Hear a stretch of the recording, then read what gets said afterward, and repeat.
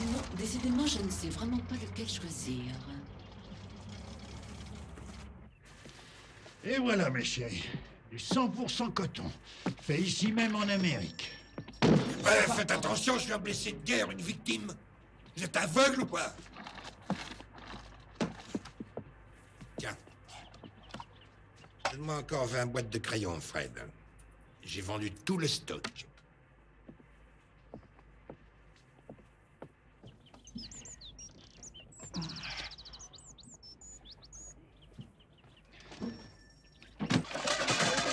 Petit crétin. Combien de fois faut-il que je te dise de ne pas toucher à ma marchandise? Allez, disparaît. C'est à toi? Mais je voulais pas faire tomber les jouets, je voulais juste les regarder. C'est pas ma faute, je l'ai pas fait exprès. T'en fais pas, c'est pas bien grave. Combien pour la balle? 5 cents. Tiens, c'est pour toi. Merci, monsieur. Il fait chaud dans le coin. Je m'appelle Dave. David Stevenson. Mais tous mes amis m'appellent Steve. Fred Luff, jeune homme. Ah ça, vous n'avez pas tort, il fait une chaleur. J'ai des tas de choses au réfrigérateur. Des petits remontants, si le cas vous en dit. J'espère que vous voulez parler de jus de fruits. Je suis partisan de la prohibition. Je ne vois pas à quoi mène l'alcool, sauf au divorce et à la ruine. Bah, vous avez bien raison. Sans doute. J'ai l'impression que vous êtes nouveau dans le pays. Oui, je viens d'Indianapolis. Je suis dans les mines de charbon. J'aimerais bien avoir mes boîtes de crayons, monsieur Fred Luff. Tu me les apportes ou faut que je me serve? Ouais. Vous voulez un autographe? Ah non, je suis navré. Je vous demande pardon. Je me disais que c'est une bien triste époque. On revient du front couvert de médailles et on se retrouve dans les rues à vendre des crayons. Comment c'est arrivé? Un barrage d'artillerie, en Argonne. Je me suis battu à Bois-Bello. Mais on n'a pas vu la moitié de ce que vous avez vu en Argonne. Vous étiez à Bois-Bello? Oui.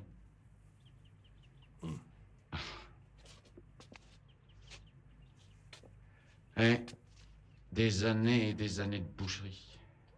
Et qu'est-ce qu'on retrouve au pays? Des immigrants. Des immigrants qui sont venus nous voler nos emplois. Qui sont venus envahir nos écoles. Et les voilà devenus nos députés en se servant de fonds publics pour des profits privés.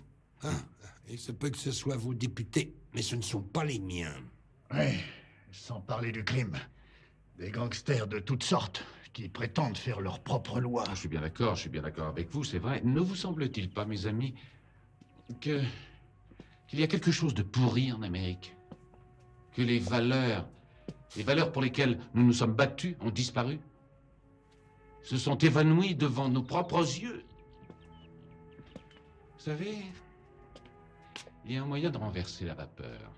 Il y a quelque chose que nous pouvons faire. Quelque chose que nous pouvons faire ensemble pour rendre sa fierté à notre grande nation. Avant qu'il ne soit trop tard. Combien d'entre vous ont déjà vu un professeur? Y en a-t-il parmi vous qui sachent lire? Levez la main. Ça ne fait rien. Je suis mademoiselle Oberholzer et je suis professeure.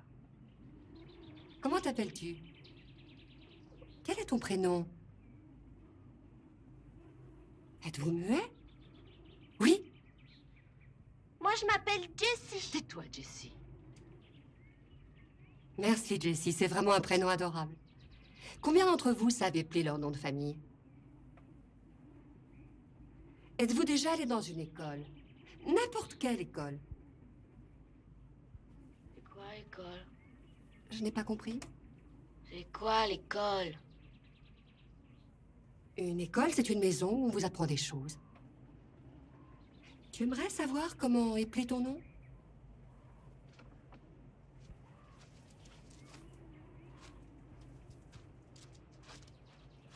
Tu vas prendre cette ardoise. Voilà, comme ça, c'est parfait. Tiens, voilà la craie. Alors, comment tu t'appelles? Ronnie. Ronnie, c'est parfait, on va l'épeler. Il faut d'abord faire un R.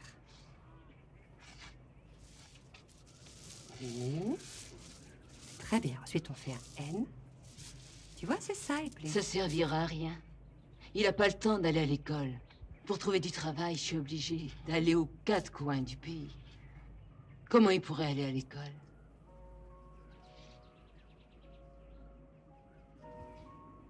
Sois un peu réaliste. Tu veux leur apprendre à lire, ils ne connaissent même pas l'alphabet. Ces enfants ont juste besoin qu'on les prenne en charge. Ils ont besoin d'instructions, de manuels, de matériel, et je compte bien les obtenir. Madge, tu as eu une promotion, j'en suis ravie pour toi. Mais si tu crois que le seul fait d'avoir un bureau au rectorat et un titre ronflant peuvent changer les choses...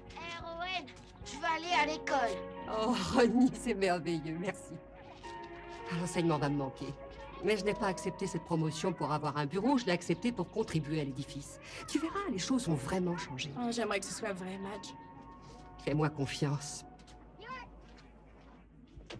Oh, excusez-moi. Attendez, non, je vous non, le... vous étiez arrivé Non, premier. je peux faire autre chose en attendant. Si vous voulez ce livre, vous pouvez le consulter. Vous n'avez qu'à me le rendre quand vous aurez fini. Vous êtes sûr? Oui, absolument certain. J'ai encore beaucoup de boulot. Ah, merci. Madge Oberholzer.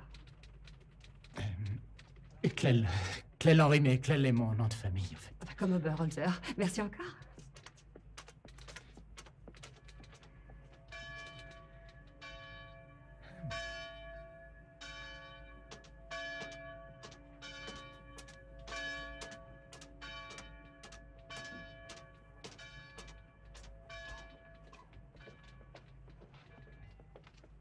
Clell, vous êtes avocat?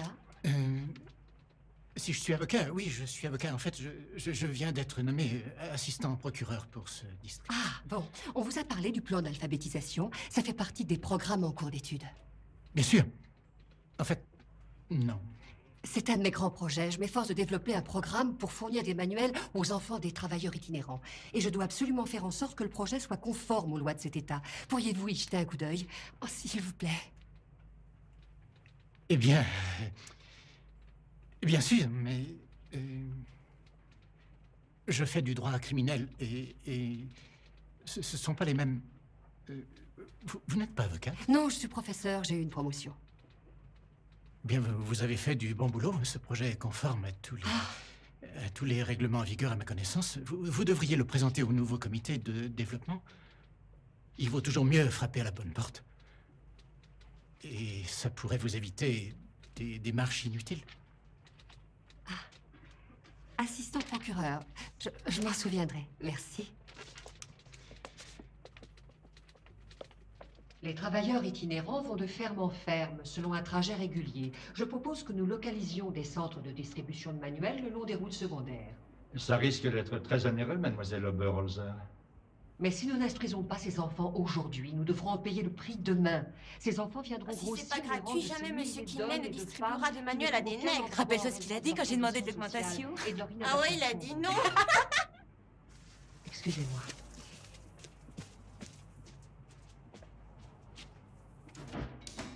Il y a un tel courant d'air ici. Messieurs, ce programme portera ses fruits. Nous pouvons offrir un avenir à ces enfants. Nous pouvons aussi leur donner de l'espoir. Il nous suffit pour cela de leur offrir quelque chose à lire, en dehors d'étiquettes sur des sacs de maïs.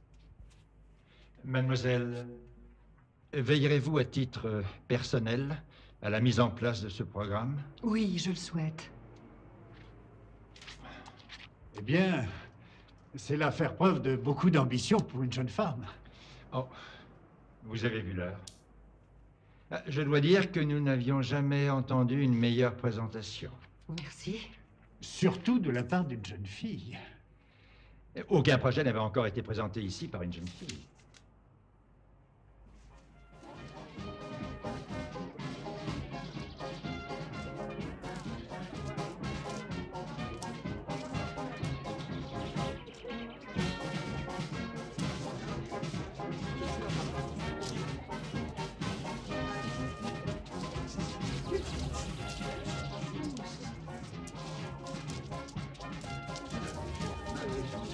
C'est le public idéal.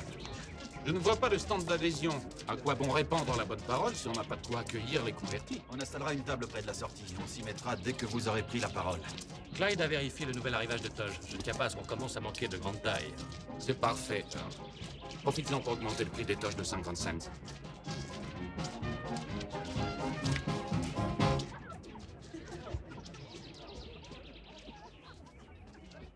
J'ai rencontré un soldat l'autre jour qui a perdu l'usage de ses jambes en Argonne.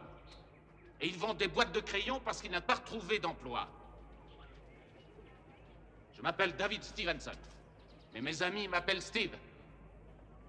La guerre est finie depuis des années. Nous sommes rentrés au pays. Et toute l'Amérique souhaiterait réussir à oublier ses blessures. De nombreux Américains commencent à s'unir pour mettre enfin un terme au déclin de cette magnifique nation. Mais au lieu de ça, nous subissons toujours la politique du pire et Al Capone. Nous devons tous empêcher les gangsters, les politiciens véreux et les bandits de toutes sortes de nous voler notre héritage. Nous devons réfréner le flot incessant des mal blanchis qui ont envahi ce pays pour dilapider et diluer cet héritage. L'Amérique doit toute sa puissance à sa foi en Dieu et à sa foi en elle-même. Je respecte nos lois et je condamne l'alcool comme un fléau qui, plus que tout autre, est en train de détruire la famille américaine. Nom de Dieu, regardez qui est là. Bonjour. Ne dis pas nom de Dieu, c'est une expression épouvantable dans la bouche d'une jeune fille. Martha, mon père. Ravi de vous connaître. Comment allez-vous? On devait déjeuner ensemble, papa, je suis désolée. Ça te fait rien. Ça m'a donné l'occasion de voir ton bureau. On a tout le temps. Mais je ne peux pas, j'ai remis mon projet à Kenley dans la matinée, il risque de m'appeler s'il désire des précisions. 28 ans, toutes ces dents, et toujours célibataire. Une fille aussi mignonne que celle-là. Non, papa. À sa place, je ne me marierai pas non plus. Je revendrai mon mari à la première occasion. Hein? La jeunesse de l'Indiana doit bien pouvoir se passer de toi pendant une heure. Je regrette.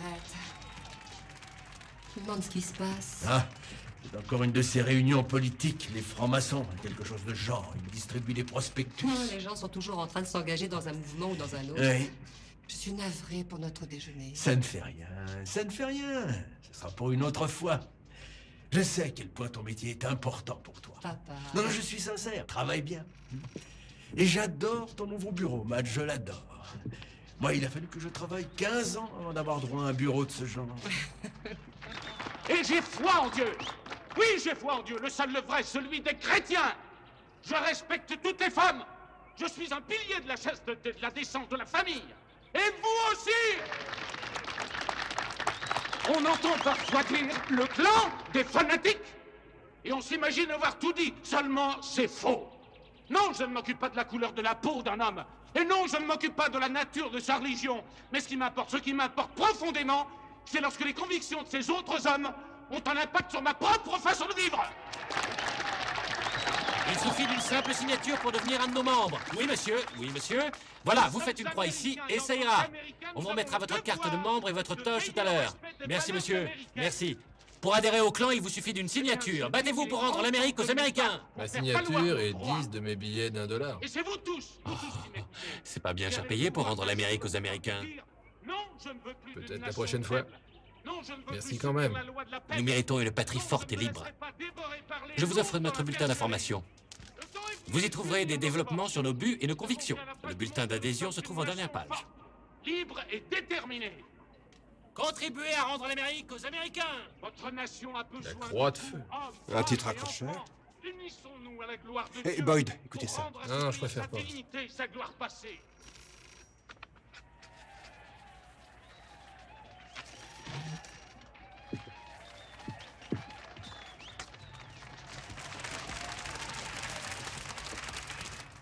Qu'est-ce que c'est encore que ça? Un rassemblement politique. Mon Dieu, on pourrait croire que Jésus-Christ est revenu. Allons-nous laisser les Rockefeller, les Carnegie et les Dupont s'approprier à eux seuls ce qu'est la propriété légitime de tous? Non! N'oubliez pas que c'est leur cupidité qui nous a fait entrer en guerre. Il est grand temps d'entendre la voix du peuple, la sagesse de l'Américain moyen qui se bat pour son pain quotidien. Il est temps de protéger nos enfants des mauvais esprits qui sont au pouvoir et des dangereux bolcheviks qui veulent détruire cette nation. Des envahisseurs sont venus prendre tous nos emplois et il y a des pères de famille américains qui noient leurs soucis et leurs angoisses dans l'alcool. Il est grand temps de changer tout cela. Nous avons besoin d'une organisation qui respecte ce que nous respectons. Il nous faut nous unir. Pas seulement ici, à Indianapolis, mais à travers tout l'État. D'État en État. Il nous faut nous unir. Unissons nos forces aux 4 coins de la nation. Joignez-vous au Ku Klux Klan. Joignez-vous à nous. Joignez-vous au Ku Klux Klan.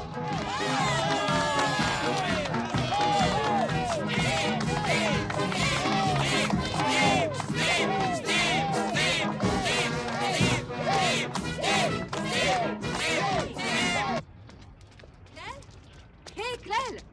Ils ont approuvé le projet. Ils vont le mettre sur le budget et l'étudier avant la prochaine session de l'Assemblée. Madge, c'est merveilleux. Oh, comment vous remercier? Oh non, c'est pas utile. Non, vous ne devez pas. Écoutez, les Hoods donnent une grande réception jeudi soir. Ça va faire beaucoup de bruit. Ils ont invité la crème de la région. Vous voulez venir? Madge... Il y aura même des députés, beaucoup de gens différents, et je pourrais leur parler de mon programme. C'est l'homme qui invite d'habitude. Oh, je sais que je fonce toujours tête baissée. Je suis désolée. Oh, je serais ravi d'y aller. À quelle heure devrais-je passer vous prendre? 7h30 tapante. Au revoir.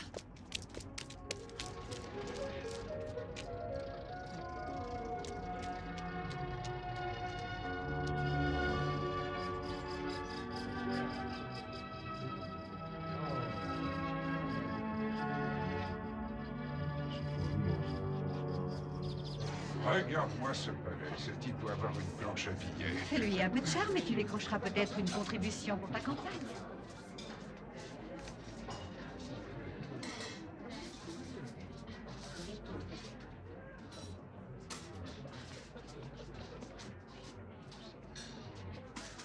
Excusez-moi, mais je vais devoir vous demander de me remettre cette bouteille.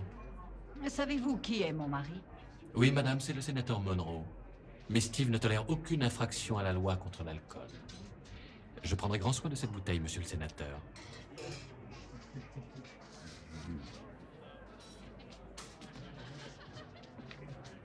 À votre avis, combien coûte une réception de ce genre? Oh, une petite fortune. Excusez-moi. Bonsoir. Excusez-moi, mais pourrais-je voir votre invitation? Grady Sims pour le Times. Enchanté, monsieur Sims. Mais c'est une réception privée et la presse n'a pas été invitée. Je vais vous reconduire.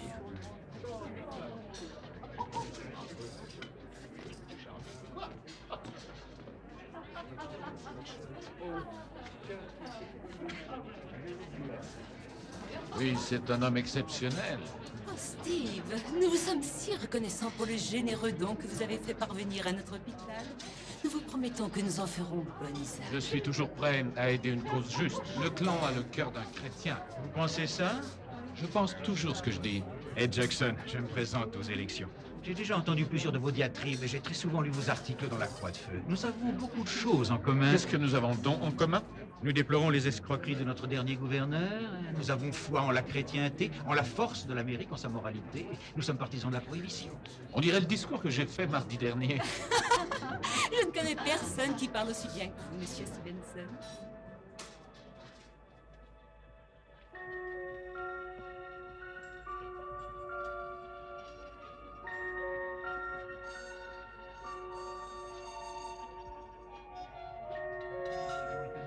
Parlions un peu. Vous avez raison, Ed. Nous avons beaucoup de choses en commun. Je vais voir ce que je peux faire pour vous. Excusez-moi, je vais revenir. Je serais ravie de vous envoyer une copie du projet, monsieur le sénateur. Tenez, Madge. Oh, merci. Je vous ai aussi apporté des petits fours. Merci. Voici monsieur le sénateur et sa femme Ariel. Bonjour. Ravi de vous connaître.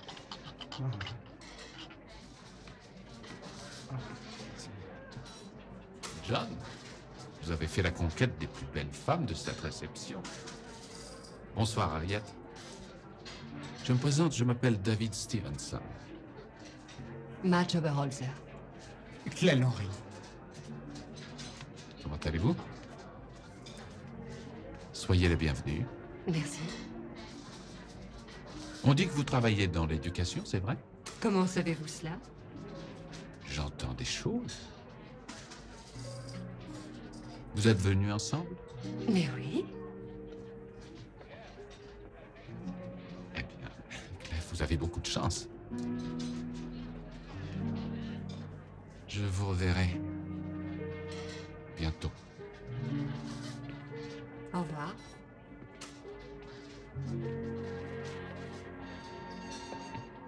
Ah, je suis ravie que nous soyons venus, Claire.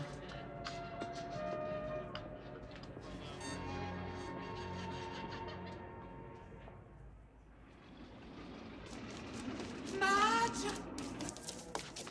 Madge!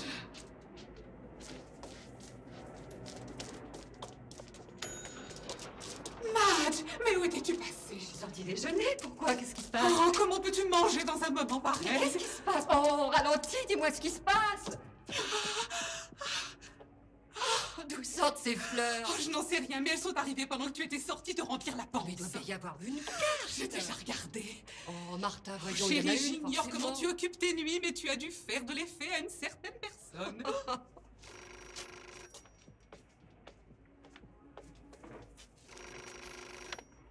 Madge Oberholzer. Bonjour, Madge. Mais qui est-ce? Vous ne reconnaissez pas ma voix? Non? Steve. Vous venez chez moi, vous captivez tous mes invités, vous ne vous souvenez même pas de moi? Je suis effondré.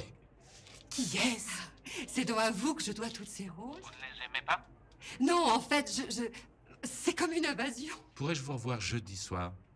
Mais je vous connais à peine. Vous apprendrez à me connaître. Vous êtes sûr d'aimer les roses? Oui, Mais non, je veux dire pour jeudi. Alors je passerai vous prendre à 7 heures. Mais non, en fait, en disant oui, je voulais seulement parler des roses. Je croyais que vous ne les aimiez pas. Si, bien sûr. Entendu, c'est oui pour jeudi Je aussi. n'étais pas sûr pour les roses, alors j'ai envoyé des marguerites. Quelle marguerite?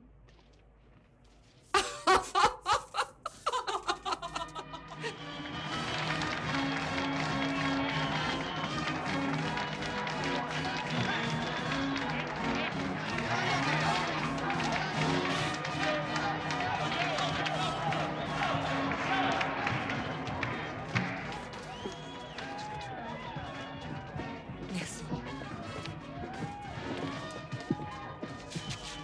Je ne savais pas que vous aimiez le basketball à ce point. On est dans l'Indiana. C'est illégal de ne pas aimer le basketball. Votre héritage culturel. D'une certaine façon, oui. Moi, quand j'étais petit, je rêvais d'aller voir un jour un vrai tournoi. Nu, avec des arbitres. Dans un vrai gymnase. Mon Dieu. Je jouais pieds nus dans la gadoue avec mes copains. On remplaçait l'arbitrage par des coups de poing. Et vous étiez bon joueur? J'étais pas mauvais avec le ballon et nul pour la bagarre. C'est drôle, on ne dirait pas que c'est un tournoi du Ku Klux Klan. Mais c'est parce qu'on apportera les plumes, le goudron et les nœuds coulants qu'après la mi-temps. Vous voulez du popcorn? Je ne voulais pas dire ça. Oh, ça ne fait rien. Les gens sont nombreux à penser que le clan n'est qu'une bande de hors-la-loi. Et c'est faux, bien sûr. Tout ça est fini depuis longtemps, Madge. C'est une ère nouvelle. Les Américains ont besoin de se battre contre les barons du capitalisme et des bootleggers. C'est comme votre programme d'éducation, vous y croyez? Vous croyez qu'il peut aider le peuple? Oui. Eh bien, le clan est mon programme d'éducation. Pas le vieux clan, le nouveau clan, mon clan. Je n'avais pas pensé que toutes ces fleurs vous causeraient un problème. Je n'ai pensé à la réaction de votre patron qu'après les avoir envoyées. Pardon. Vous êtes très gentil. Je suis amoureux. Vous êtes la femme la plus brillante, la plus belle que j'ai vue de toute ma vie. Vous voulez sûrement me faire rougir. Je suis heureux de vous présenter ce soir l'homme qui a rendu possible cette soirée. Un homme qui m'a rendu la fierté de me lever et de dire « Je suis américain ». Monsieur David Stevenson.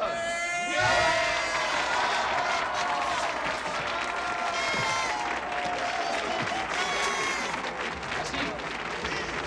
Merci à tous. Venez, Max.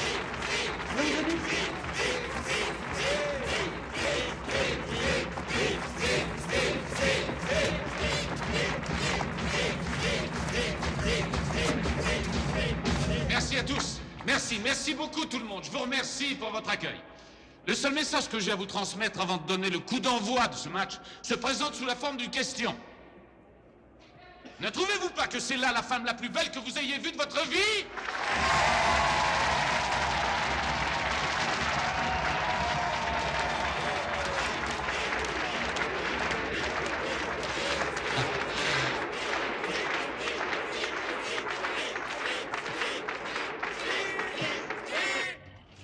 Avez-vous rendez-vous avec Monsieur Stevenson? Dites-lui que je suis Hiram Evans. Et quelle est la nature de votre visite, Monsieur Evans? Nous venons d'Atlanta, chère madame. Monsieur Evans, ici présent, est le magicien impérial des chevaliers du Ku Klux Klan. Le magicien impérial? Le patron de tout le clan. D'un bout à l'autre des États-Unis. Pam, voulez-vous envoyer ces documents? Oh, Monsieur Gentry, ces messieurs Monsieur sont... Hiram Evans, monsieur. Venez, veuillez entrer, je vous en prie. Merci. Je vous en prie, venez. Après vous, monsieur, c'est par ici.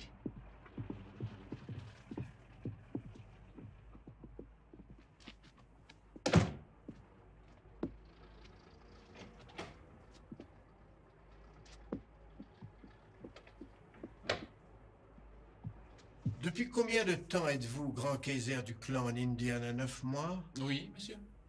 9 mois, mon fils. Vous avez pourtant réussi à quintupler le nombre de vos membres. Aucun de nos groupes en Amérique n'a pu approcher ce record. J'ai toujours travaillé d'arrache-pied. Ce n'est pas votre travail, c'est vous. Quelque chose en vous. Nous voulons vous nommer superviseur des adhésions pour toute la région du Midwest, soit 22 États que vous contrôlerez pleinement. Organisez de nouveaux groupes dans chaque État. Vous nommez vos hommes de main au titre de Kaiser et vous leur dites qui nommer au poste de Titan et de Furie. Nous pouvons faire du Ku Klux Klan la force politique la plus grande de l'histoire de l'Amérique. Nous traversons une drôle d'époque. On ignore les lois, il n'y a plus de morale. Ici même, dans l'Indiana, votre gouverneur s'est fait arrêter pour trafic d'influence. Pas mieux qu'Al Capone. Notre bon peuple est en droit de réclamer autre chose. Il veut, il exige. Une organisation. C'est le Ku Klux Klan. Et c'est vous, Steve. Nous devons faire quelque chose avant que les gens de couleur, les catholiques et les juifs n'aient tout le pouvoir. Les Juifs ont déjà annexé Wall Street. Les Noirs nous ont volé nos emplois. Un de ces jours, vous verrez que les catholiques feront nommer le pape à la Maison Blanche. Nous vous offrons donc ces 22 États. Obtiendrez-vous les mêmes résultats qu'ici, en Indiana?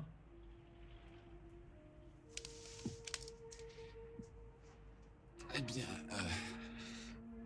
oui, monsieur. Je pense y parvenir.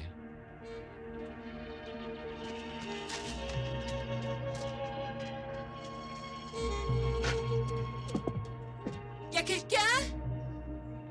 Pas la peine de se cacher. J'ai un fusil dans la cuisine.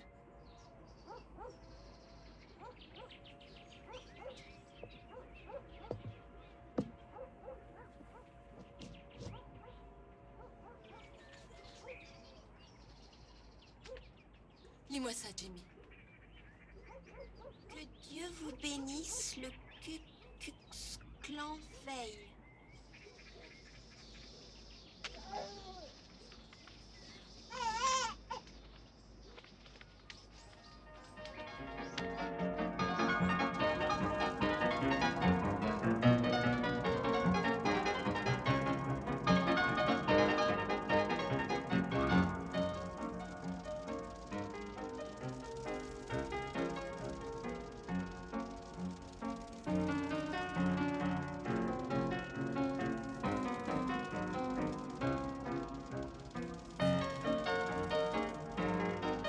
Vous parlez d'une coïncidence, le clan lui offre une belle maison de retraite au moment où passe une caméra. Oh, ne sois pas aussi cynique, George.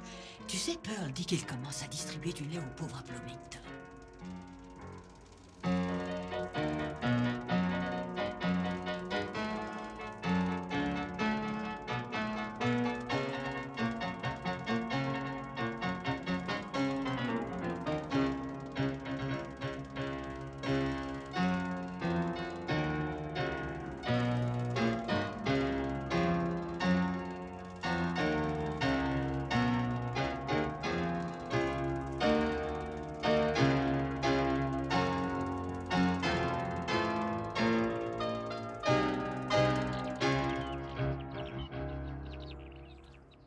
Ce qui est essentiel, c'est que les centres de distribution de manuels soient tous situés aux abords des grandes exploitations agricoles. Oh, tous les endroits que je vous note sur cette liste sont parfaits pour vous, mais le conseil local doit approuver ce genre d'initiative et je ne suis pas encore sûr que... Steve!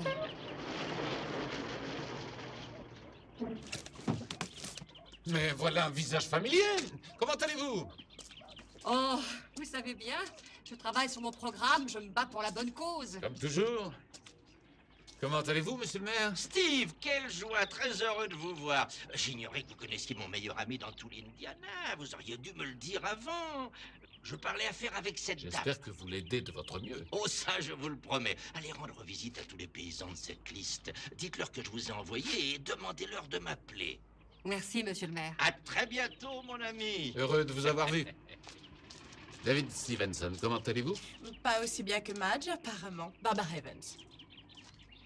Que faites-vous ici? En fait, je suis venu vous voir.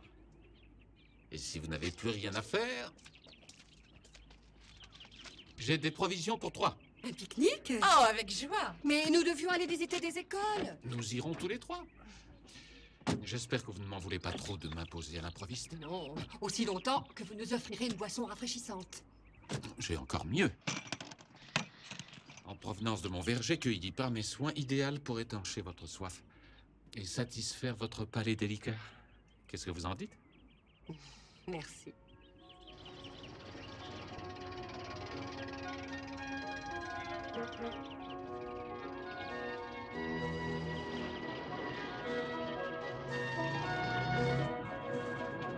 Encore 1 kilomètre. On devrait traverser un pont et il paraît qu'il y a une ferme juste après. Elle serait parfaite pour établir une école. Elle ne parle pas toujours travail. Il lui arrive même d'avoir de la conversation. C'est aussi l'endroit rêvé pour pique-niquer. Vous avez fait tout ce chemin pour nous inviter à un pique-nique? Oh, je t'en prie. Je serais venu à pied s'il avait fallu. Je crois que j'irai jusqu'au bout du monde pour la femme idéale.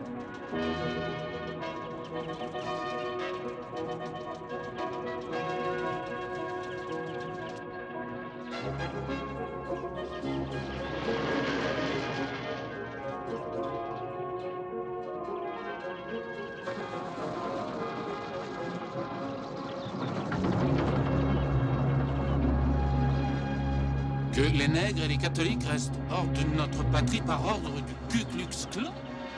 Non, du diable, non, du diable! Regardez ce qu'ils ont fait.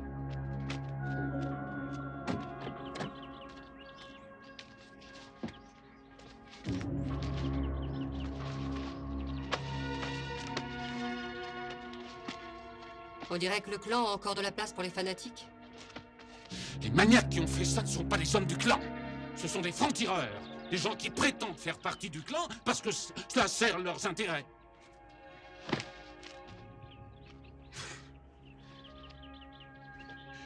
Navré. Allons voir cette ferme. On vous y construira une école.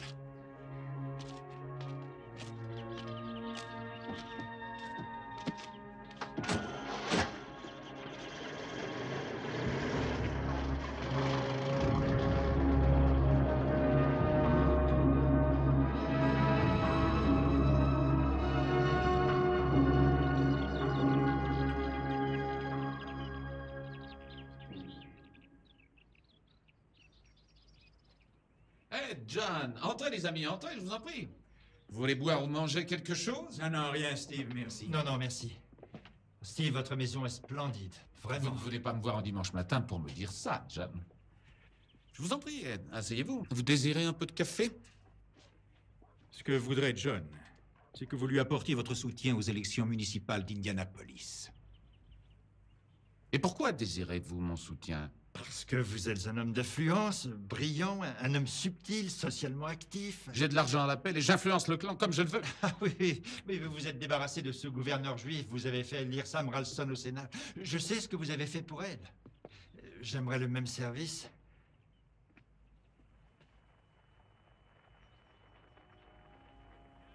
Sera notre sauveur. C'est seulement à travers le Christ que nous pourrons atteindre le royaume des cieux.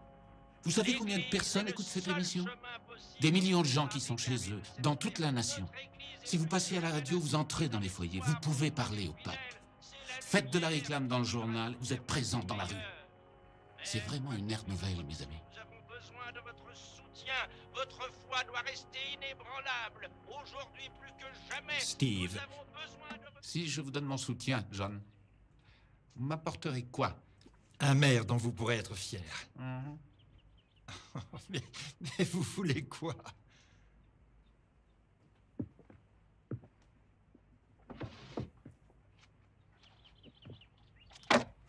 Écrivez et signez. En échange du soutien politique exclusif de David Stevenson, et en supposant que je devienne le maire de Indianapolis, Indiana, je promets de ne nommer aucun nouveau membre du bureau des travaux publics sans avoir d'abord obtenu l'aval de David Stevenson.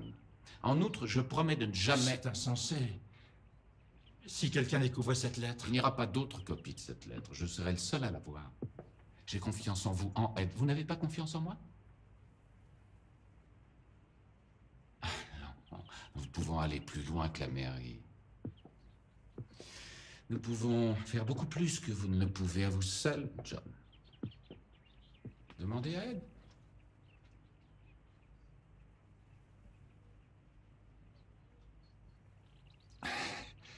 Très bien. Vous pouvez me rappeler le texte? Bien sûr. En échange du soutien politique exclusif de David Stevenson, et en supposant que je devienne le maire de Indianapolis, Indiana, je promets de nommer... Je vais peut-être trop vite? Non, non, ça va. Plus de 50 lettres et toutes de membres du clan local. Il y a 2 ans, il n'y avait pas plus de 500 membres du clan à travers tout le pays. Aujourd'hui, il y en a près de 200 000 et rien que dans l'Indiana, à notre porte.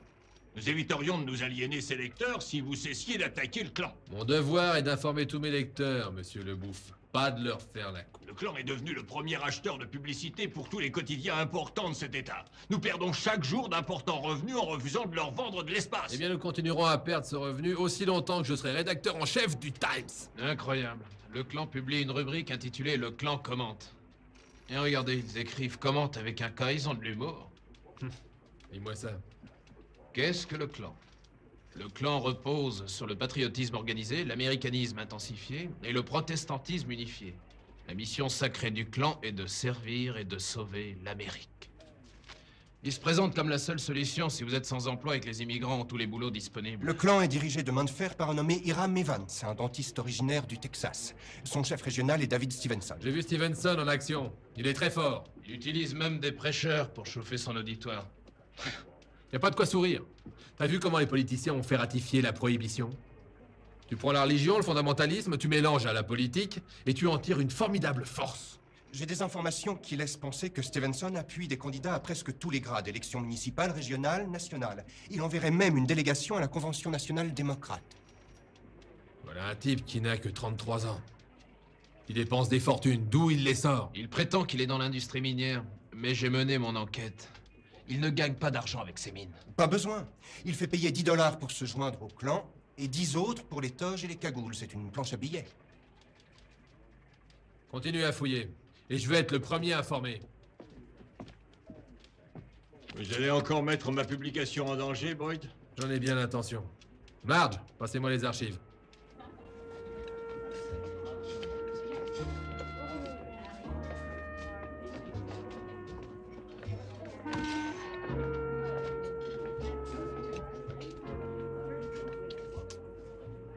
croyais que vous vouliez qu'on parle. Entre autres choses. Je crois que vous aimez la démesure, ces envolées lyriques, le parti, les fleurs. Oui, je le reconnais. J'aime à croire que je suis un visionnaire. J'imagine un monde nouveau pour l'humanité. La paix, la justice. Une femme comme vous qui m'attend au coin du feu. Ma mère m'a dit de me méfier des hommes dans votre genre. Votre mère n'a jamais connu un homme dans mon genre. Vous avez raison. J'ai toujours raison. Vous voulez danser? Il me semble que j'en suis encore capable.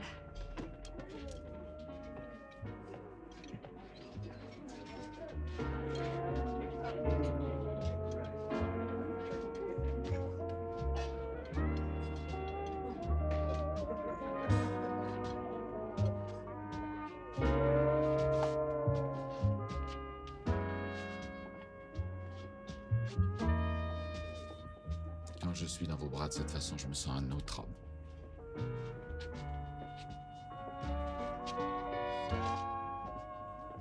Vous allez me faire perdre la tête. C'est précisément mon intention. Il est plus de minuit, je dois vraiment rentrer chez moi. Dites que vous voulez me revoir. Pourquoi?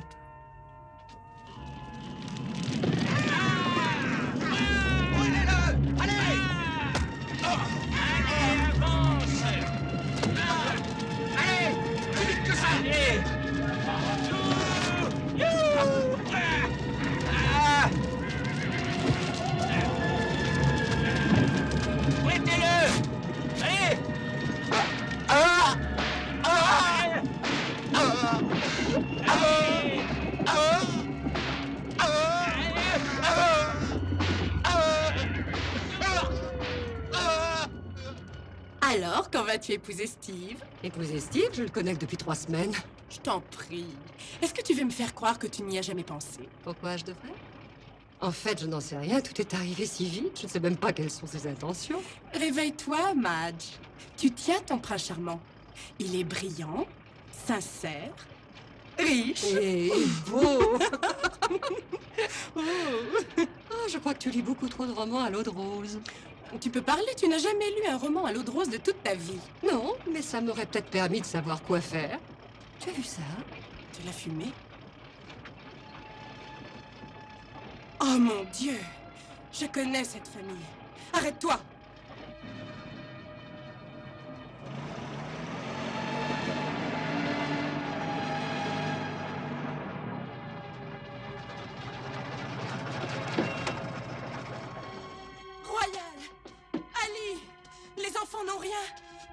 Non, grâce au ciel. Vous ne devriez pas être là, mademoiselle Barbara. Repartez vite avant que quelqu'un vous voie. Que s'est-il passé? Royal est allé s'inscrire sur les listes pour voter. Un homme était venu, il y a une semaine, dire que les Noirs ne devaient pas se mêler des élections des Blancs. Il disait qu'on ferait mieux de s'occuper de nos affaires. Et c'était mes affaires d'éplucher les patates dans l'armée pendant 3 ans. J'ai eu le droit de vote. Et Dieu m'est témoin que je vais l'utiliser. Qui a fait ça? Des Blancs qui ont dû voir Royal signer la liste de vote. C'était des francs-tireurs. Quoi? Des hommes qui font semblant d'appartenir au clan. Ça, c'est sûrement ce qu'on vous a raconté. Mais il n'y a personne qui veut faire semblant d'appartenir au clan. Ce qui est arrivé hier soir, c'était pour de vrai. Ils l'ont tiré dehors et lui ont donné des coups de fouet. J'ai arraché une cagoule. Et j'ai vu un blanc. Un blanc que j'avais vu un jour dans une de ces parades où ils passent dans toute la ville en distribuant leur journal.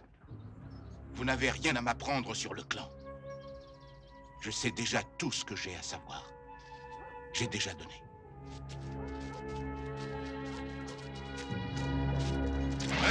Allez! Allez!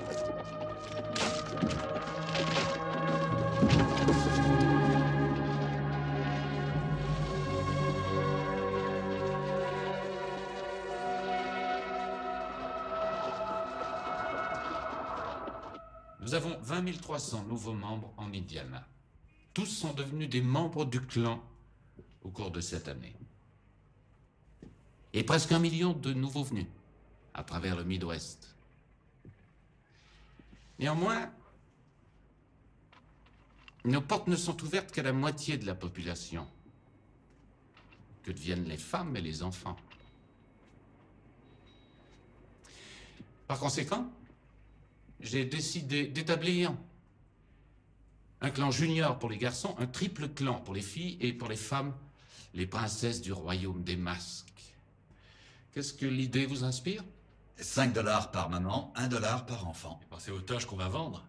Pensez à la prochaine génération. Très bien, je vous rappelle que je me rends à New York avec Ira Meirens pour la Convention nationale démocrate. Pas question de vous tourner les pouces en mon absence. Nous devons former une famille unie. Si vous avez des questions, vous n'avez qu'à venir me voir. Considérez-moi comme votre père. Allez, je veux vous entendre le dire. Vous êtes notre père. Vous êtes notre père. Ça fait plaisir. Allez, au boulot. Pas vous. Quand on a l'argent et le pouvoir, on a des ennemis, pas vrai? Il nous faut des agents de sécurité. Nous pourrions engager les Pinkerton? Il nous faut des hommes de confiance. J'en ai déjà parlé à nos amis du Sénat. Nous pourrions créer une police parallèle. Notre police. Vous voulez dire une vraie police sous serment en uniforme? Je veux une unité organisée, une police officielle et légale. Je veux avoir sous mes ordres une véritable armée.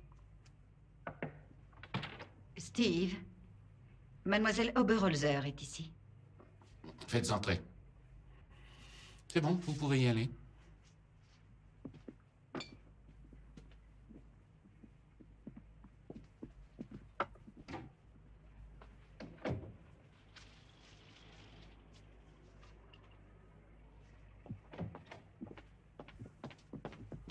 Merci. Madge, nous n'avions pas rendez-vous pour déjeuner avant encore 1 heure. Nous n'irons pas déjeuner aujourd'hui, Steve. Madge, je pars ce soir pour New York. Je serai absent 1 mois, je veux déjeuner avec vous. J'ai rencontré une famille de Noirs, une famille dont la ferme a été incendiée cette nuit. Les hommes qui ont fait ça portaient des cagoules. Ils ont mis le feu à une croix devant leur maison. Une croix de feu, ça ne vous rappelle Oh, mon rien? Dieu, des francs-tireurs. Non, les bandits qui ont fait ça n'étaient pas des francs-tireurs. Ils appartenaient tous au clan local. Ces hommes-là font semblant d'appartenir au clan. Ils ont fouetté un homme, Steve, et il a vu l'un de ses bourreaux. S'il faisait nuit, qu'a-t-il pu voir? Il ignore comment il s'appelle, mais c'était bien un de vos membres. Madge, dans une petite ville, il peut arriver qu'un ivrogne batte sa femme ou qu'un bootlegger veuille continuer à vendre de l'alcool. Nous sommes forcés d'intervenir. Cet homme voulait seulement voter. Madge, honnêtement, si j'avais la moindre preuve qu'ils sont bien du clan, si je connaissais ces hommes, je n'hésiterais pas à les poursuivre en justice, comme l'exige la loi. Mais cet homme refuse de porter plainte. Il a peur. Je suis navré, Madge, sincèrement navré. Mais je refuse d'admettre, de croire que mon clan fasse des choses pareilles. Allez voir cet homme, trouvez les responsables et portez plainte. C'est hors de question, Madge. Un accusé doit faire face à son accusateur. Je n'étais pas là, je ne peux donc rien faire. Dites plutôt que vous ne voulez pas. Madge. Madge, je pense être un homme bon. Je pense que le clan est bon. Ne nous rejetez pas tous les deux. Ne me rejetez pas à cause de quelques brebis galeuses. Madge, rien de tout ça ne doit nous séparer. J'ai besoin de vous. Vous et moi, et nous. Vous êtes ce qu'il y a de mieux au monde. Je dois réfléchir, Steve. Madge. Je ne veux pas vous perdre, Madge. J'ai besoin de vous. Vous le savez. Je vous en prie, Steve. Je ne sais plus. Je ne sais vraiment plus.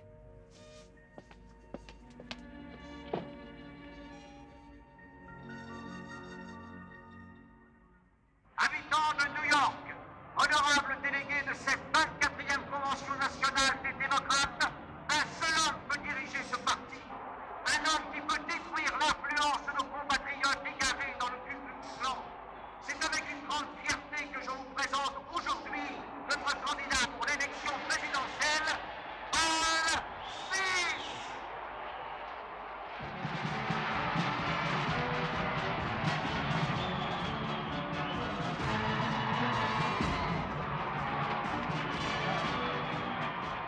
Une bagarre a éclaté au sein de la délégation de l'Iowa, et je vois qu'on en vient aussi aux mains du côté du Colorado. C'est la panique, mesdames et messieurs. La La course pour l'investiture du parti pourrait se transformer en une compétition entre le pape et le magicien impérial du clan. Tous les délégués catholiques soutiennent Smith et les sympathisants du clan soutiennent McAdoo. Ils veulent Al Smith. Ils ne lâcheront pas facilement sans lui. Nous sommes des gens raisonnables. Nous trouverons un compromis. Un compromis sur quoi? Absolument Qu'est-ce que rien. vous pensez? Eh bien, nous pourrions aller parler aux hommes de Smith, les amener à voir les choses à notre manière. Ce n'est pas là le genre de compromis auquel je pense. Messieurs, pourquoi un compromis? Si nous voulons McAdoo, nous en avons les moyens. Débarrassons-nous de Smith d'une façon ou d'une autre. Messieurs, je vous présente absolument raison. David Stevenson. Heureux de vous connaître. Comment allez-vous? Enchanté. Mes amis m'appellent Steve. J'ai tellement entendu parler de vous, monsieur. Vous êtes notre héros du jour. On dit que vous avez pratiquement l'Indiana à vos pieds. Pratiquement. En ce 5e jour de la convention, d'ores et déjà la plus longue de l'histoire des démocrates, nous avons entendu le précédent candidat au présidentiel, William Jennings Bryan. Le 87e vote vient d'être dépouillé et l'on est toujours en ballottage. Il semble que le Ku Klux Klan se refuse à abandonner la partie. Certains n'hésitent même pas à parler du commencement de la fin pour le Parti démocrate. Miles Like a suivi les débats de la convention. C'est difficile à croire.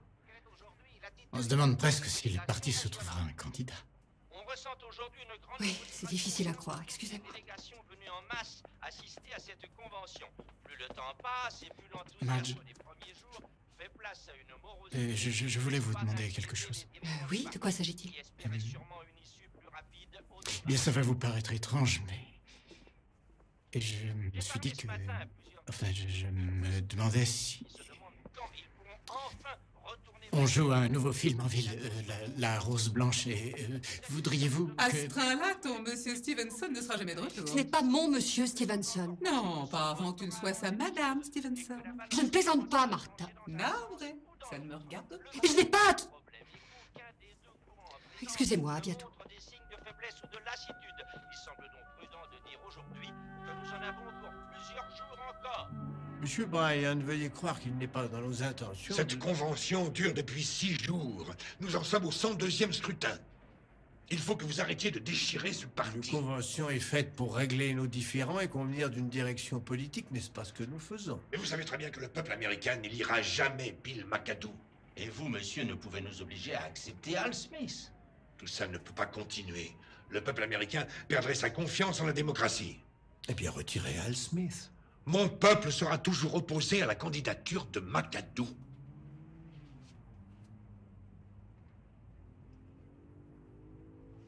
Oubliez Smith et nous oublierons McAdoo.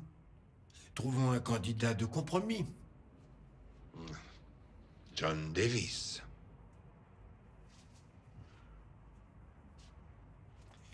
Davis fera l'affaire. Marché conclu.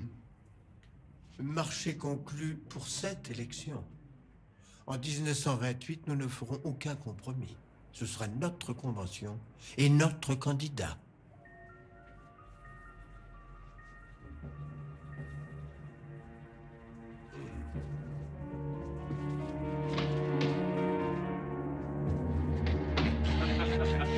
Et voilà, qu'est-ce que vous en dites? On a réussi à placer Davis.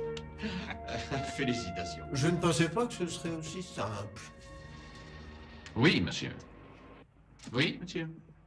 Non, non, monsieur, c'est certain. Je ne vois pas ce que vous pourriez faire d'autre avec l'Espagne dans cette affaire, surtout avec les Cubains à nos portes. Bien sûr, monsieur. Oui, monsieur, vos appels sont toujours les bienvenus, monsieur. Au revoir. Pardon pour ce retard. Calvin Coolidge. Le président Calvin Coolidge? Il m'appelle à chaque fois qu'il a besoin d'un conseil. J'ai fait brancher cet appareil relié à la Maison Blanche. Et vous trouvez des gogos pour le croire?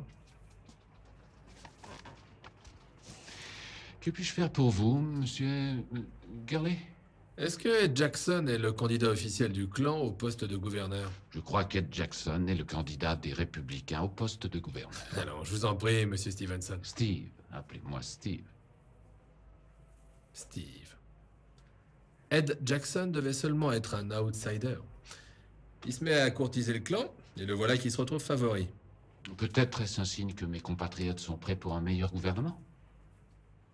Est-il vrai que Jackson mène campagne à bord de votre limousine? Entrez. Pardonnez-moi, j'ai appelé le bureau de Mademoiselle Oberholzer, elle n'est toujours pas rentrée. Merci, Pam. Si je suis persuadé que Jackson fera un honnête et efficace gouverneur, il est bien évident que je tiens à le voir élu. Au point de dépenser plus de 100 000 $ dans ce seul but? Je n'ai pas dépensé un seul dollar pour soutenir sa campagne. Alors combien est-ce que le Ku Klux Klan a versé à Monsieur Jackson? Le moindre dollar versé par mes soins représente une simple contribution envers le Parti républicain. Sauf votre limousine.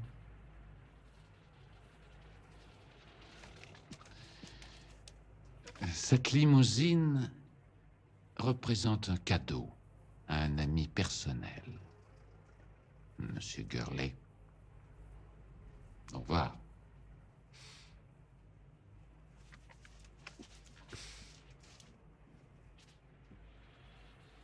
Ce tableau est magnifique, Monsieur Stevenson.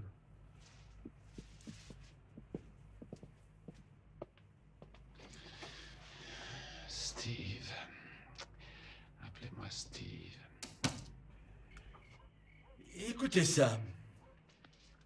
Le clan a été conçu dans le plus grand secret par des fanatiques et son credo est basé sur le principe que tous les hommes ne sont pas nés égaux. Qui a écrit ça? Boyd Gurley. Il dit qu'Ed Jackson n'est qu'une marionnette du clan et que nous devrions voter pour McCullum. Oh, Boyd Gurley est un vieux radoteur. Qu'en dites-vous, Claire? Vous avez entendu des bruits à ce sujet dans le bureau du procureur? Eh bien, je me suis laissé dire que... il devait avoir des liens plus que douteux avec... Ce ne sont que des bruits. Oh, bien entendu, et ce n'est rien d'autre que Sam Lewis envisage de se joindre au clan. Il dit que plusieurs de ces messieurs à la banque en font partie, et ils sont tous sauf douteux. Madge, c'est pour toi, Monsieur Stevenson. Madge! Dis-lui que je ne suis pas là.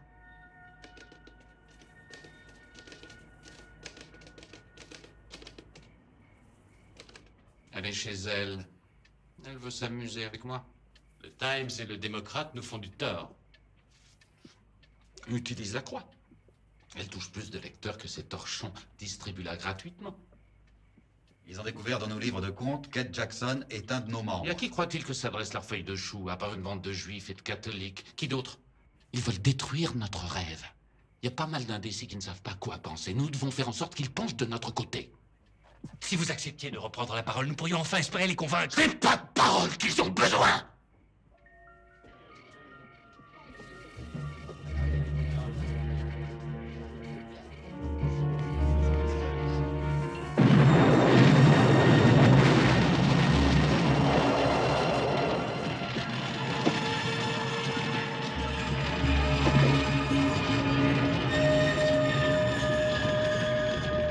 Attentat catholique contre le clan. Les résultats des votes viennent de tomber. Ouais. Ils ont gagné, Boyd. La plupart des candidats de Stevenson a fait un malheur. Ils ont des sénateurs et des gouverneurs dans le Colorado, l'Oregon, le Maine, l'Iowa, le Kentucky, l'Oklahoma. Ça fait déjà plus de 12 États. Ed Jackson est élu gouverneur.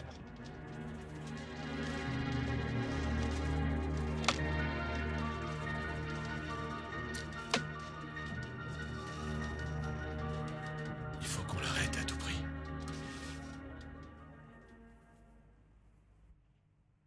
Le Seigneur est mon guide, ma forteresse et mon sauveur.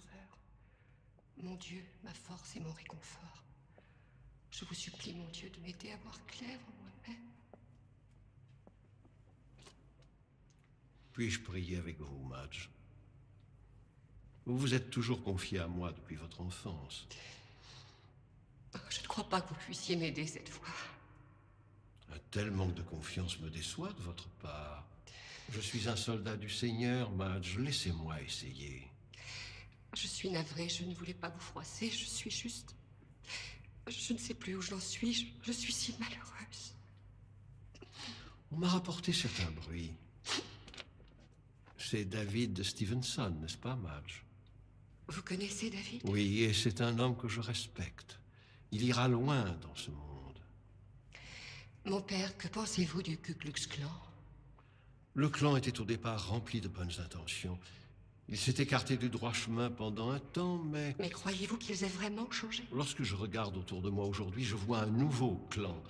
Ils font bâtir des églises, des hôpitaux, ils bâtissent des écoles, des maisons pour les pauvres. Ils fouettent les Noirs qui ont obtenu le droit de vote et font de la croix un symbole de haine. David Stevenson est un homme de bien qui œuvre à la gloire de Dieu.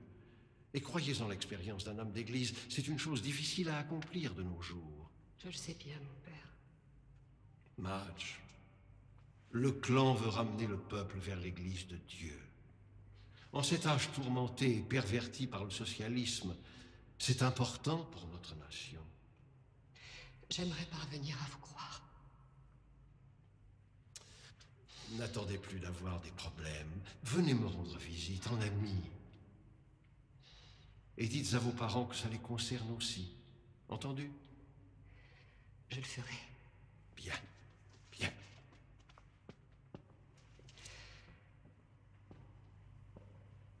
Merci. Dieu vous bénisse. Vous savez pertinemment dans quel esprit, pour le moins conservateur, se sont déroulées les récentes élections. Le législateur a interprété ces résultats comme un mandat envers son action. Dites plutôt que vous voulez nos têtes. Personne ne veut la tête de personne. Mais certaines lois ont fait l'objet d'amendements qui permettent d'éliminer plusieurs des programmes récemment incorporés à notre nouveau budget. C'est exactement la même chose. Oui, c'est vrai. Les programmes suivants sont donc remis en cause. Le fonds de soutien aux agriculteurs, l'étude sur le développement des voies de communication, le programme d'alphabétisation de la jeunesse, le HKVF, le programme de préservation des zones côtières. Nous avons à présent 5 millions de nouveaux membres payants, soit près de 10% des électeurs de ce pays, dévoués corps et âme à notre cause. C'est de l'excellent travail. Je tiens donc à vous offrir une récompense. L'ultime récompense. Que voulez-vous m'offrir, Hiram? La vie éternelle? J'ai décidé de faire de vous notre grand dragon du royaume d'Indiana. Grand dragon? Absolument.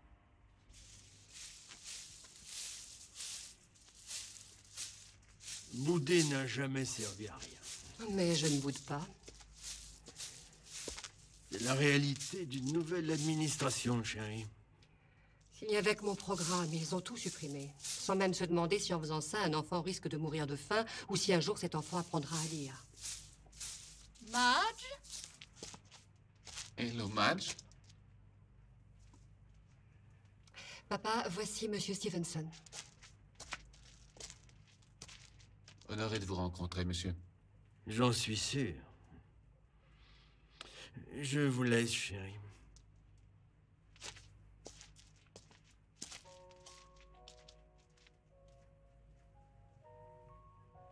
Votre père vous aime énormément. Vous avez de la chance. Oui, je sais. Mes parents... Je n'ai pas revu mes parents depuis longtemps. Venez faire un tour avec moi. Je dois finir de balayer ces feuilles. Je veux vous montrer quelque chose. Je vous en prie.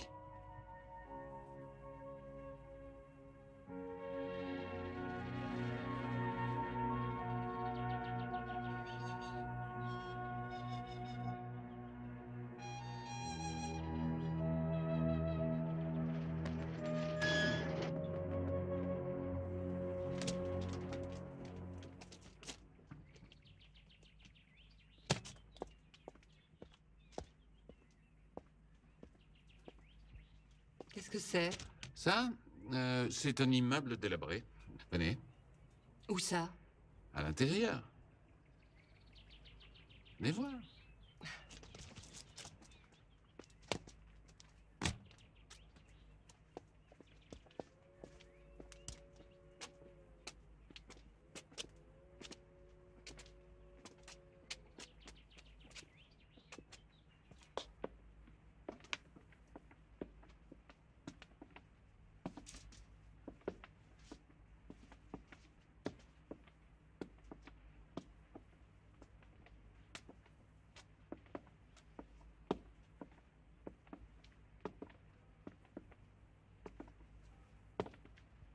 Et ça, c'est quoi?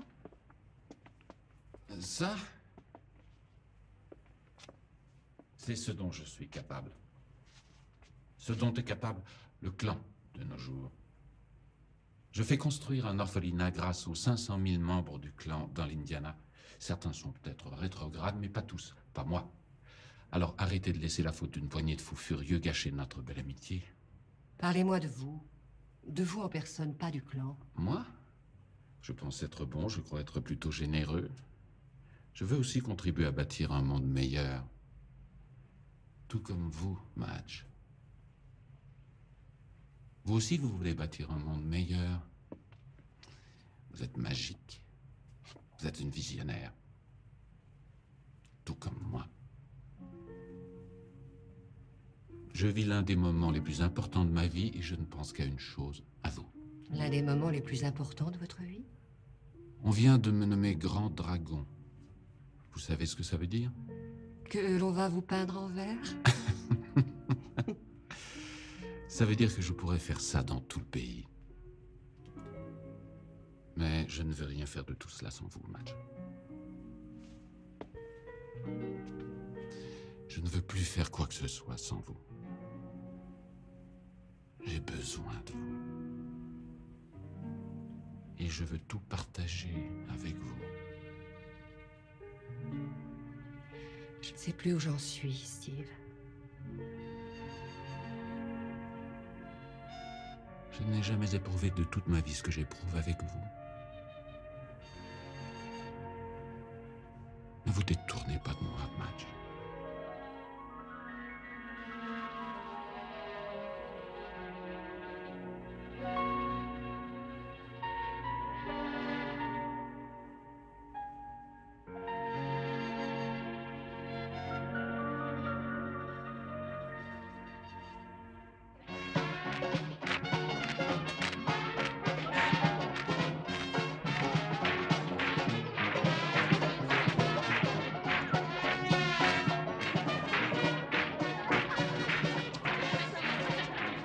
Regarde-moi ça. Quelle heure est-il? Un peu plus de 3 heures. La cérémonie devait commencer à 2h30. Où est Milenkan? Où est le photographe? Il doit être pris dans les embouteillages.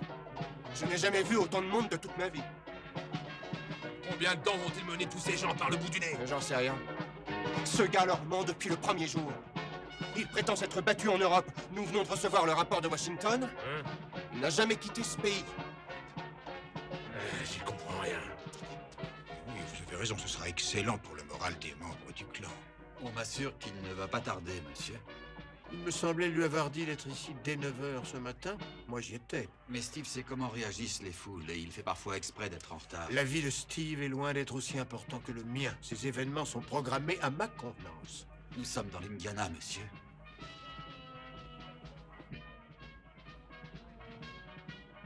Je suis certain qu'il a dû avoir un léger empêchement.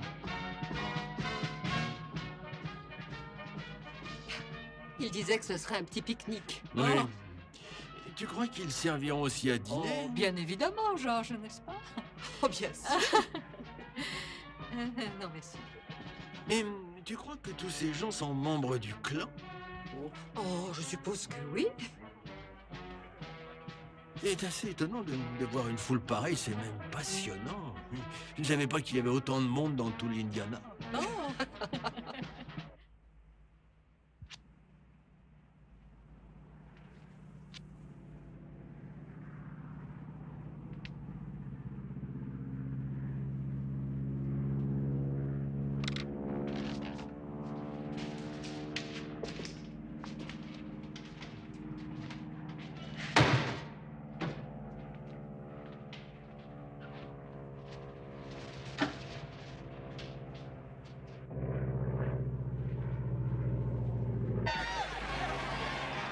Je me demande si ça peut bien être. Un avion.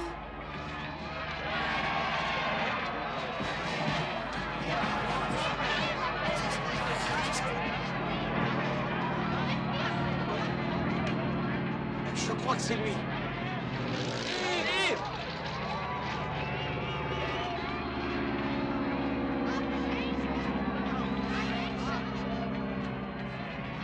Hé, Steve! Steve!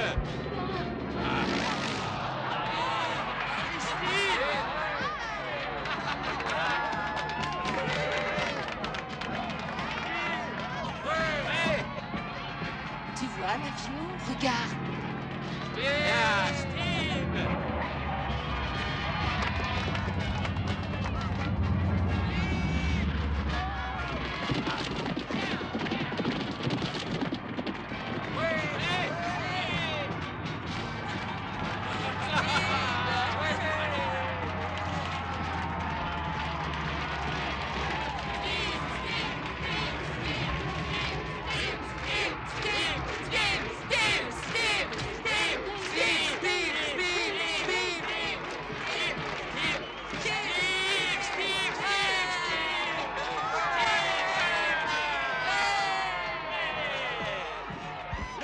C'est David Stevenson. Allez, alors laissez passer, s'il vous plaît. C'est un grand jour. Laissez passer, ne bougez pas. Laissez passer.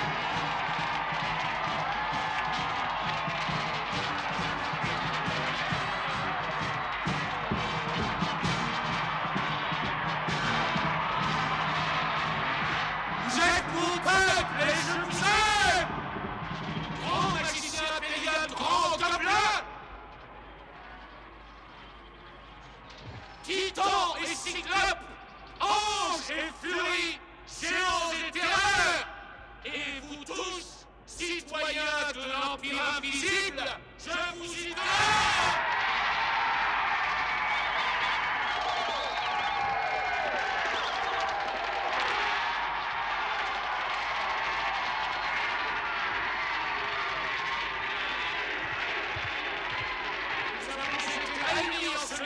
Cette belle journée, par l'inébranlable certitude que l'héritage de l'Empire américain nous revient de droit.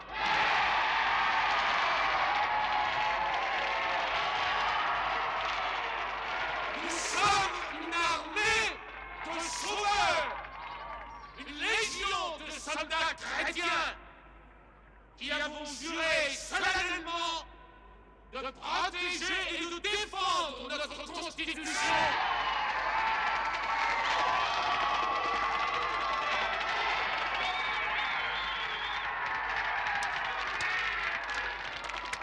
Nous avons solennellement juré de nous unir dans un combat sacré et de nous battre jusqu'à la mort s'il le faut pour nous assurer que l'Amérique reste aux mains des Américains.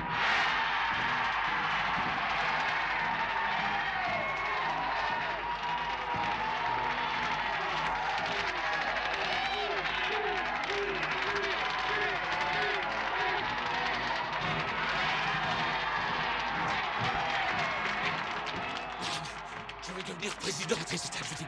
19 ans, rien ne m'arrêtera plus à présent. Rien de plus. Quoi? Je n'ai rien entendu.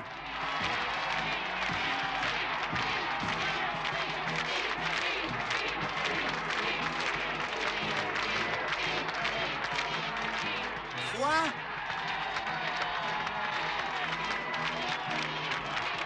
Je n'ai rien entendu. J'ai dit que je vais devenir président en 1928 et rien ne m'arrêtera plus à présent. Rien ni personne.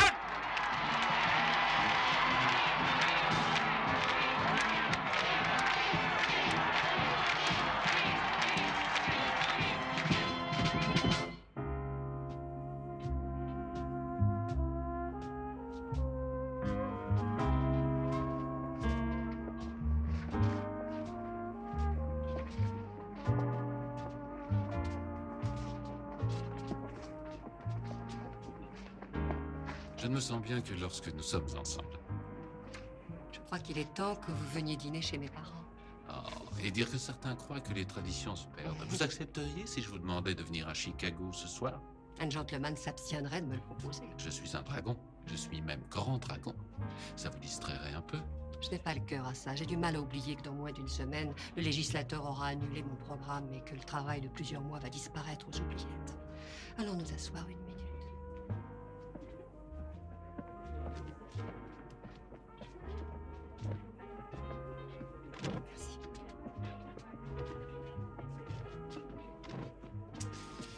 Répondez-moi franchement. Si on vous laissait vous expliquer, dire pourquoi votre programme est important, le feriez-vous? Je sais exactement ce que je dirais. Je peux arranger ça. Une entrevue avec les législateurs? Si vous y tenez. Si seulement c'était possible. Alors c'est entendu. Je donnerai une réception, j'y inviterai des politiciens influents. Mais vous leur ferez du charme. Pourquoi pas demain soir? Ce serait parfait, mais comment pourrez-vous les réunir aussi vite? Ce sont les avantages de mon organisation, de ce que j'ai fait pour eux.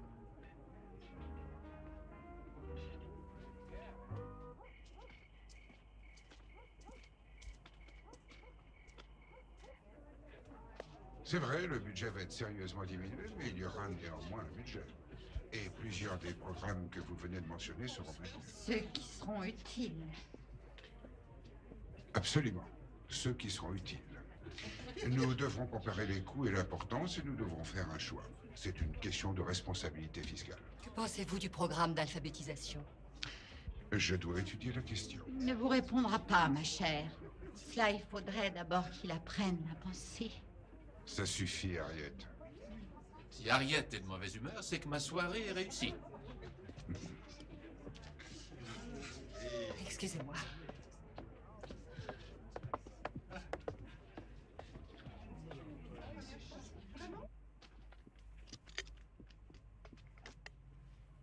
Vous en voulez un peu? Non, merci, je ne bois pas. Vous y viendrez. Mon programme est important pour moi, je voulais que vous le sachiez. Et je pense qu'il a de la valeur. Pourquoi me le dire à moi? Pour me pousser à dire à John de voter en sa faveur? Oui. Il n'y a pas un politicien ici qui ne mouille pas son pantalon quand David Stevenson parle. Pensez un peu à ça.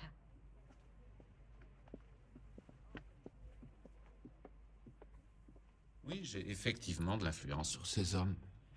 J'ai contribué à leur campagne, j'ai fait leur promotion dans la Croix-de-Feu, j'ai demandé au clan de voter pour eux. Vous les tenez. Disons seulement que j'ai de l'influence sur eux. Alors influencez-les. Je préférerais que mon programme l'emporte pour ses mérites, mais je sais que vous, au moins, vous êtes conscient de son importance.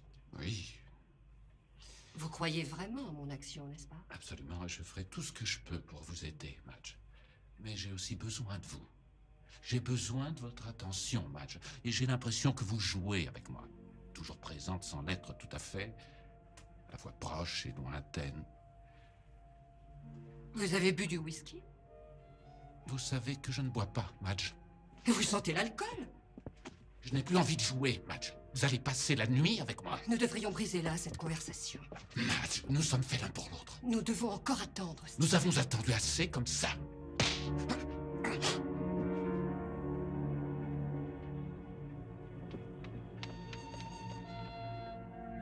J'ai dit que je voulais des pastilles de menthe. Si je voulais des caramels ou des chewing-gums, je l'aurais demandé. Quand votre père vous demande quelque chose, vous devez lui obéir.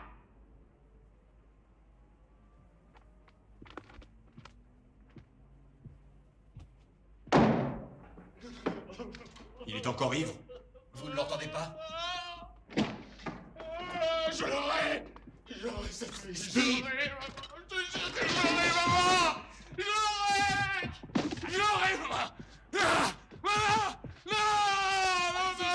Non, maman. Empêchez-le de bouger, tenez-le bien. Je jure que j'aurai cette fille. Je jure. Maintenez-le. Maman, ne me laisse pas ça. Il faut à tout prix qu'il se repose. Faites-le manger, faites-lui boire des jus d'orange et confisquez-lui ses bouteilles.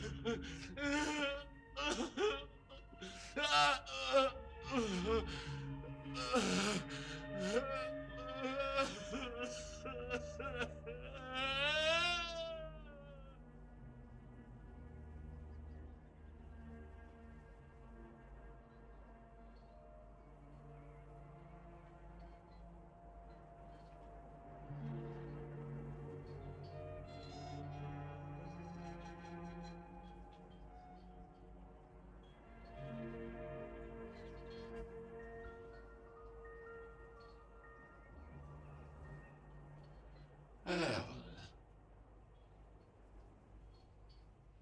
Verse-moi 2 doigts de whisky. Tu veux un? Comment vous vous sentez, patron? J'ai soif. Vous devriez manger, Steve. Je peux vous faire une omelette? Avec plaisir, Earl. Après un petit whisky. Très bien.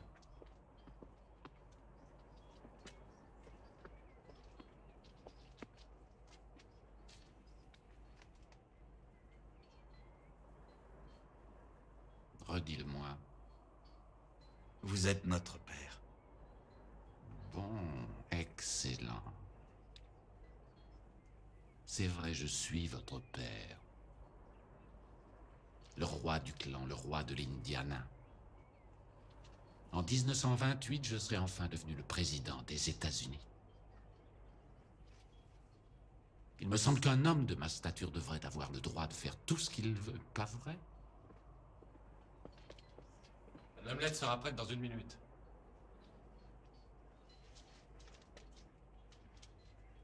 Serre-moi mon whisky. Vous voulez que je vous trouve une fille, patron?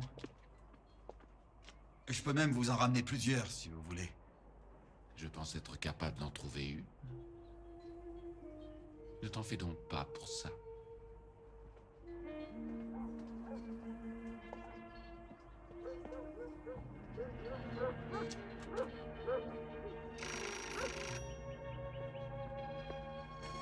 Oh, j'y vais. Barbara devait m'appeler.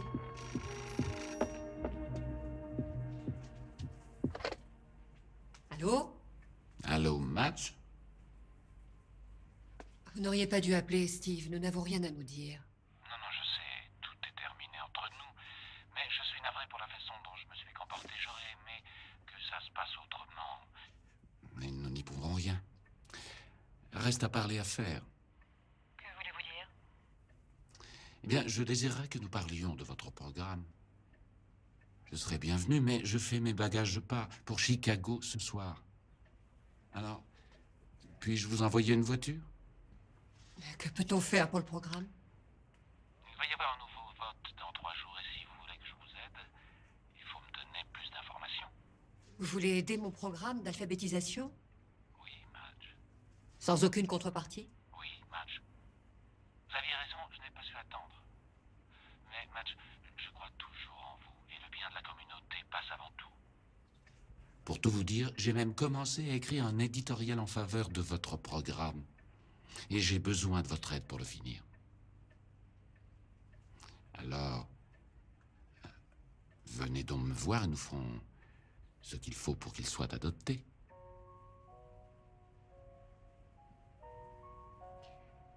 D'accord, je viens. J'en suis ravi. À tout à l'heure.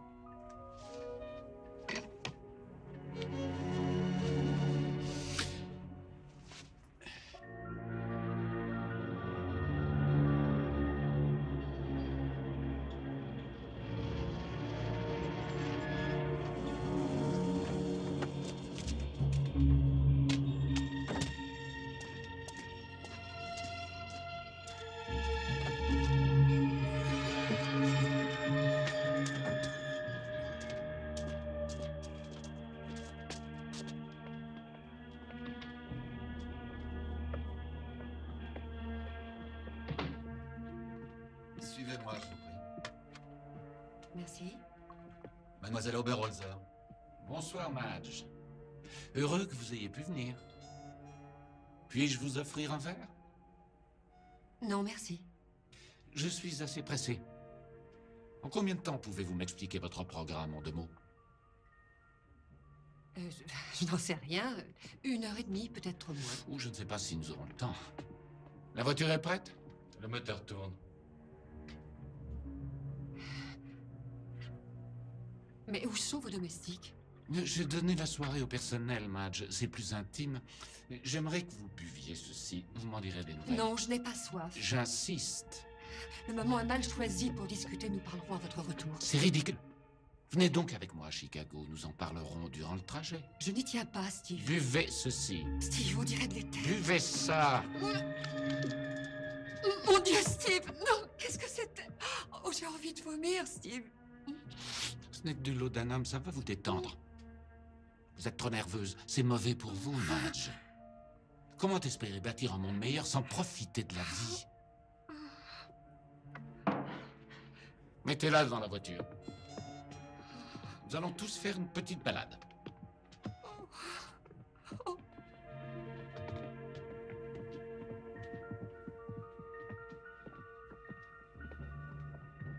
Votre attention, s'il vous plaît. Quai numéro 8, le train 517 va partir d'un instant à l'autre. Fermez les portières, s'il vous plaît. J'ai pris 3 billets pour Chicago. Un wagon lié en première. Où est-ce qu'on va, Steve? Comment s'appelle cette bourgade juste avant la frontière? Hammond. Tu nous y attendras avec la voiture. Non, Steve, non.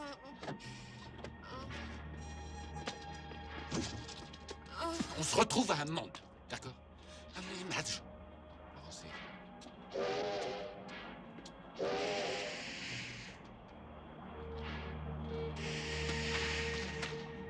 Courage, petite fille.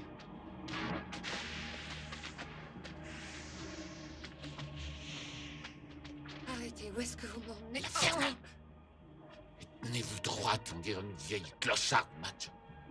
Non, je veux pas, je veux rentrer chez moi. Mon Dieu, regardez ce que j'ai à la main. Mon Dieu. Arrêtez immédiatement de faire l'idiote, Madge, et montez dans ce train. Avancez, ne regardez personne. Et ne parlez à personne. C'est bien compris? Laissez-moi partir. Mon Dieu, Madge, ça va être la plus belle nuit de votre vie.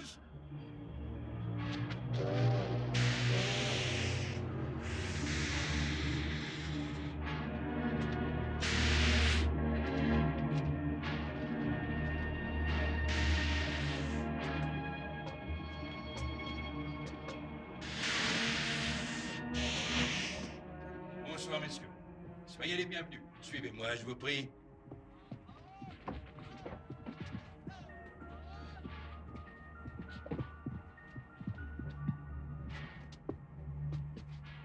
Nous pouvons nous passer de votre aide.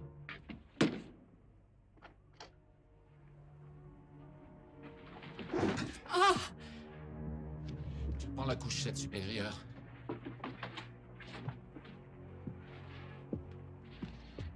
Steve! Non!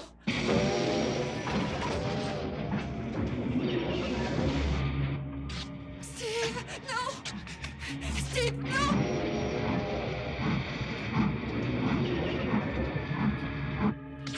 Non!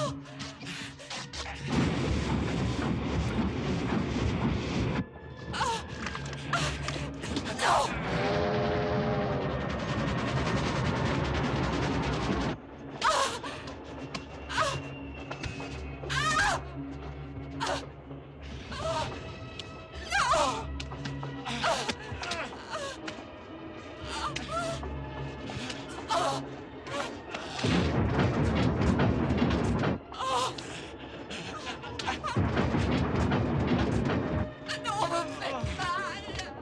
Bien attention.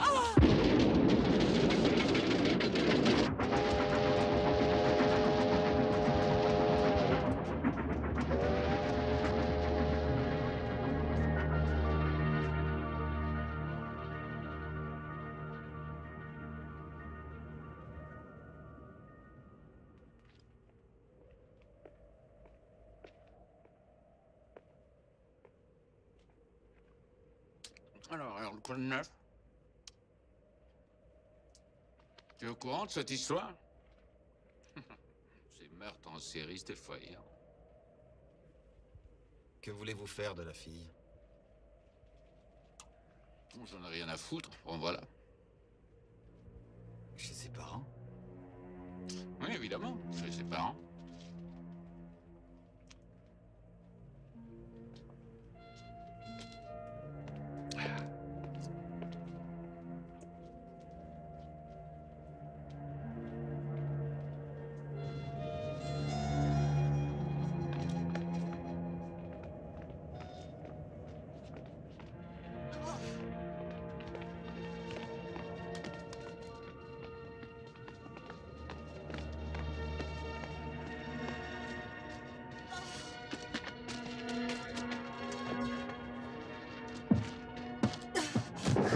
Vous avez nettoyé toutes les traces?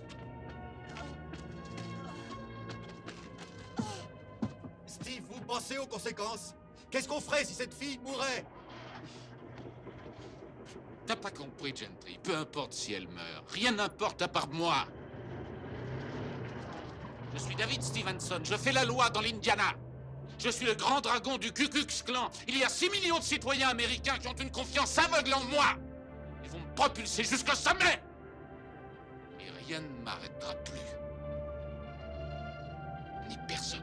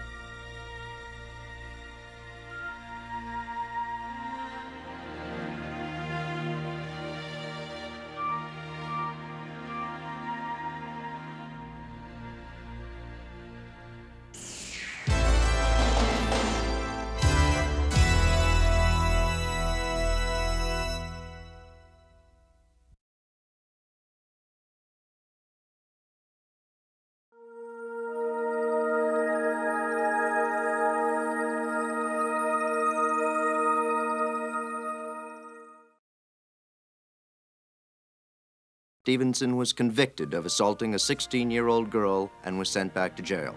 He died in 1966.